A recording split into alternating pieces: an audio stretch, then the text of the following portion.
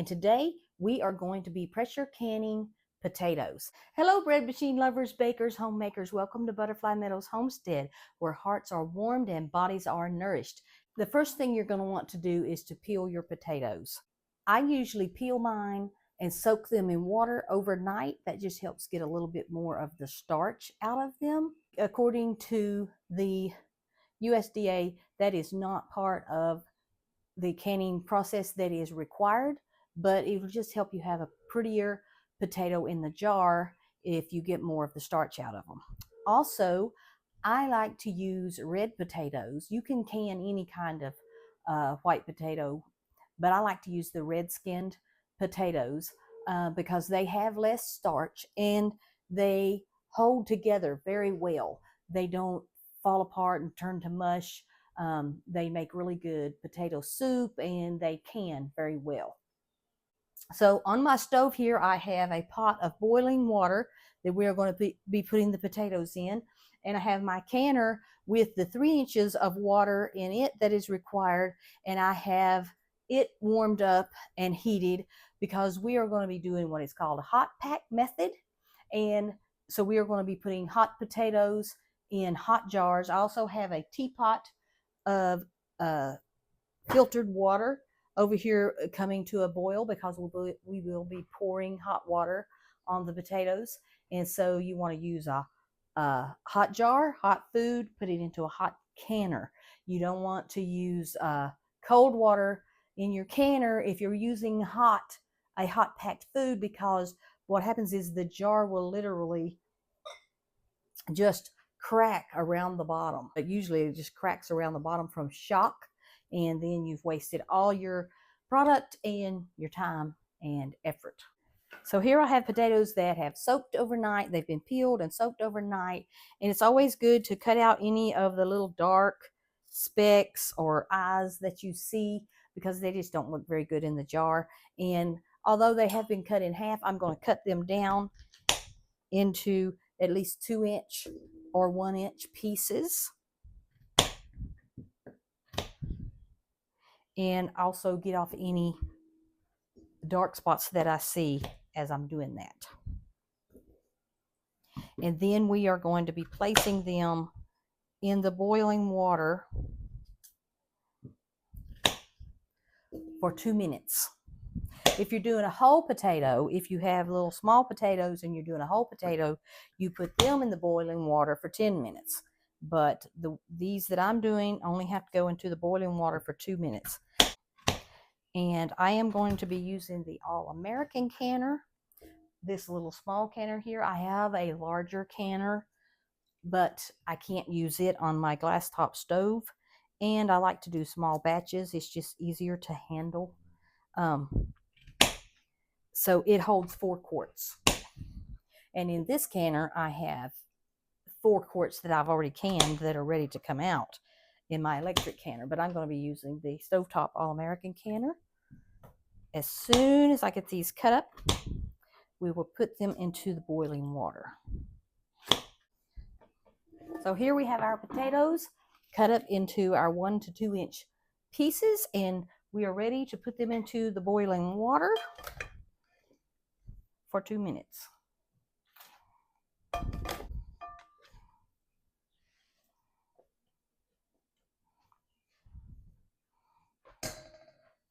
So we're going to let that come back to a boil, and then we'll set our timer for 2 minutes. Be sure you use the proper weight, and then quarts of potatoes are canned for 40 minutes, processed for 40 minutes. Pints are processed for 35 minutes. I just want to mention that potatoes are non-acidic, and they do need to be pressure canned.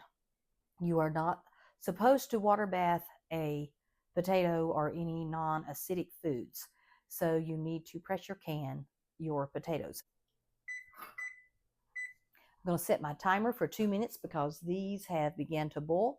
But if you are afraid of pressure canning, you just don't feel comfortable, I highly recommend an electric canner. This is the Carry electric canner, also known as the Nesco. Not sure when they changed their name. I think they went from Nesco to Carry. I'm not sure, or if they went from Carrie to Nesco. But anyway, you can look this up. I also have a link below to this canner. It is super duper easy to use. And you don't have to watch it as close. And I just feel like it's better for beginners. So consider using an electric canner if you don't feel comfortable with the stovetop pressure canner. So I have here a funnel to help things along. I'm going to set things on this. I'm going to set my little board here on this towel because it's probably going to get messy. So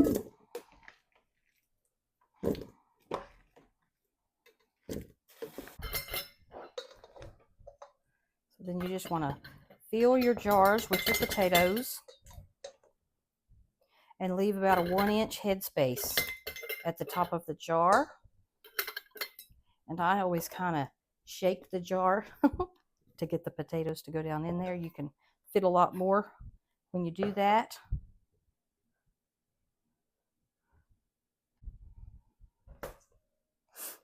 I have just a few left over, and I will save these for my next batch. So now I need to fill each jar with hot water.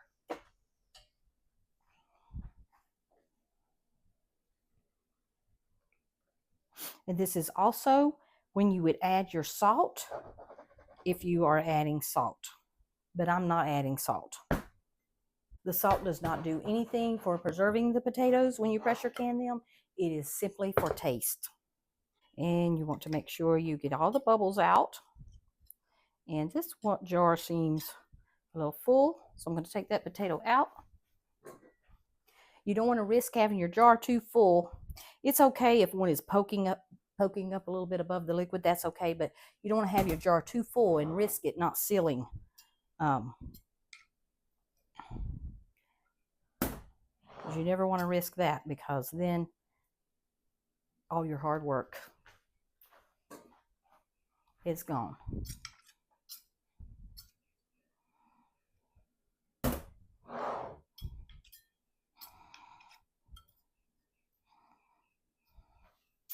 Okay, once you have your water in your jars, you're going to want to wipe off the top of your jars. All you need is a wet paper towel. You don't need vinegar or anything like that, because there is no oil or grease involved in this canning. You just want to make sure there's no potato or anything around the rim of your jar. Now, I had my lids in hot water. I know you don't have to do this anymore. You used to have to do this. It was required. You don't have to do that anymore. But I still do, because I have found I have a higher success rate when I do. And so I still heat my lids.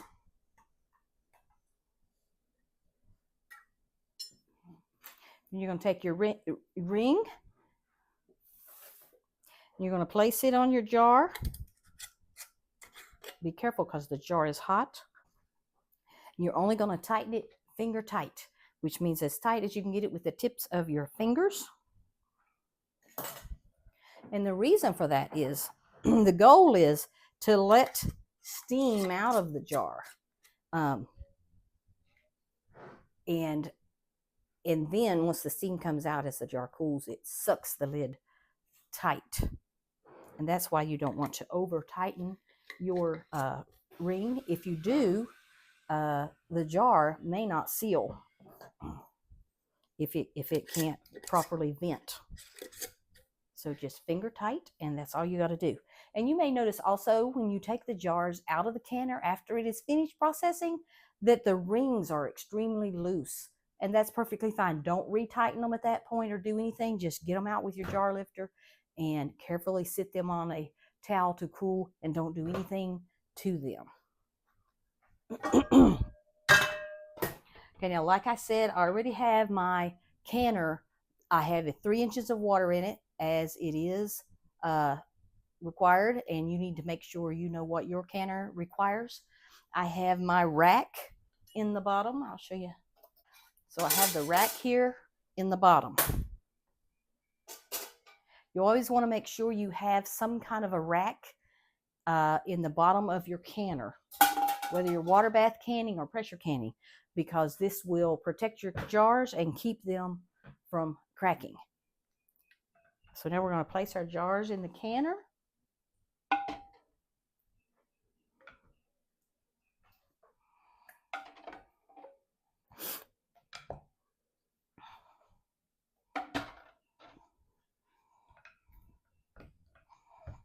Don't these just look so beautiful in the jar? Now they do discolor a little bit. Not a whole lot when you can now. Now I'm going to put my lid on. Okay, so I brought the camera over here so hopefully you can see. Each canner will have a little arrow imprinted on the canner itself, and there'll be an arrow on the lid. And you want to line those up. So those two arrows are lined up. And with the All-American canner, you have these levers, these little things you tighten, and you want to tighten one on either side at the same time, because you want this lid to be as even as possible. And then just get the two on the opposite sides and tighten them down.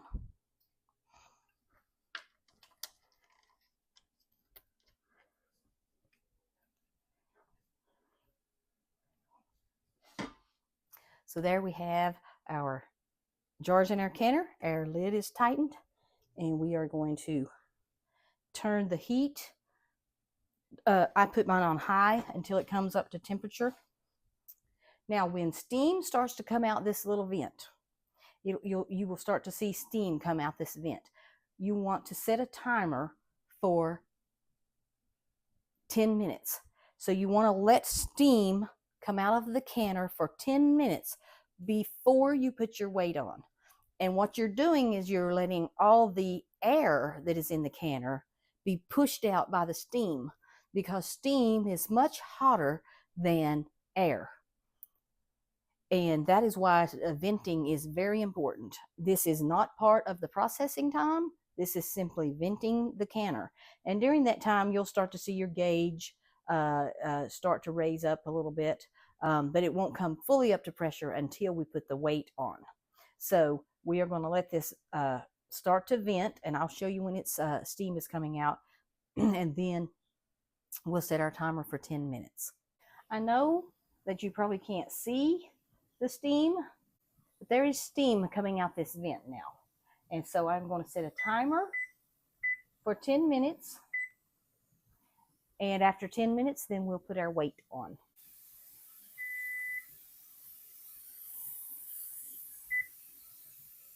So our pressure canner has vented for 10 minutes, and we are ready to place our weight on. And on the All-American canner, you get one weight, and it has 3, 5, 10, and 15 pounds, depending on where you put it on. I'm going to be using the 15 pound. And you just carefully place that over that valve. Now I'm going to be watching my gauge here, and also this will start to jiggle. It doesn't have to rock really hard. I think it's like at least 2 or 3 times a minute is enough to know you're up to pressure. But when you also have a gauge, that's good, because you can also look at the gauge. I want to be at least above 11 pounds, and the weight needs to be jiggling. Okay, as you can see, the weight has started to rock, or jiggle, they call it. And I don't know if you can see it or not, but my pressure is at about 13 pounds. Now is when you want to adjust your heat so that you stay at your desired pressure and the weight continues to jiggle. You don't want to start timing until you have your heat adjusted, because if I were to turn the heat down too low and the pressure dropped below what it was supposed to be, you would have to start your timer over. But because I've done this many times, I know about where I need to put my stove temperature, and you learn where that sweet spot is, and you're good to go. So now I'm going to set a timer for 40 minutes. And we're going to let this process for 40 minutes and then move on to the next step. Our timer has finished. So we're going to turn that off. Then we're going to turn off the heat. Now we have to wait for everything to cool completely down.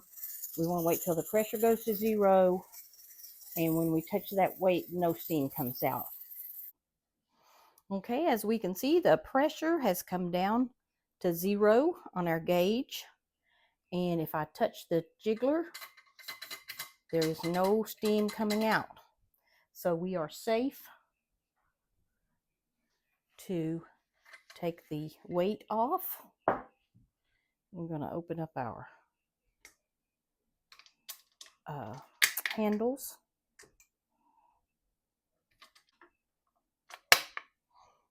Okay. And what I usually do is just crack it a little bit and leave it like that for about 5 or 10 minutes, and then we can take out our jars.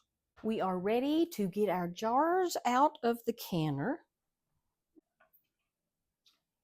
When you lift them out, be careful not to tilt them and sit them somewhere they can cool.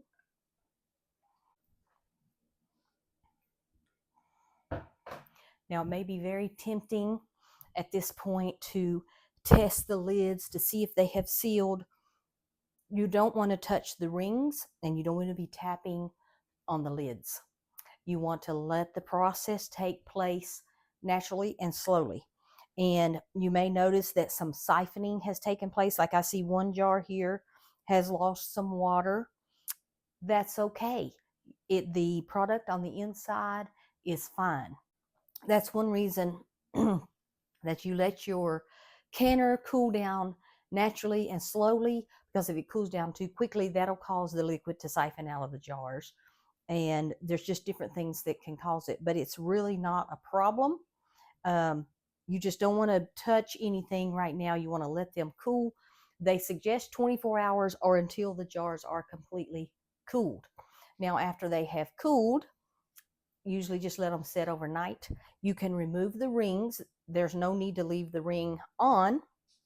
And if you do leave the ring on, there are risks with that. You could have a false seal. It could rust and be very difficult to get off. The best thing to do is remove the ring and wipe around the jar. Make sure you get anything off of the jar that may have siphoned out any kind of liquid or debris, because it could just grow mold. It wouldn't hurt the product that's in the jar. It's just kind of ugly. But wipe it off, and then always label your jar. No matter what you're canning, it's a good thing to write on the lid what it is that you put in this jar and when you put it there. You may think, I can remember, but trust me, if you do a lot of canning, you won't remember. And sometimes, well, potatoes are pretty easy to recognize, but sometimes after a while, you can't recognize what that is in the jar unless you have it written on the lid. So tomorrow, I will wipe off my jars. I will take a marker and I will write the month and the year and potatoes on top of the jar. If there's anything special about the potatoes that you want to know, like perhaps you canned some with salt and some without, you may want to note that. Anything that you need to know, you'll want to make a note of that on the lid.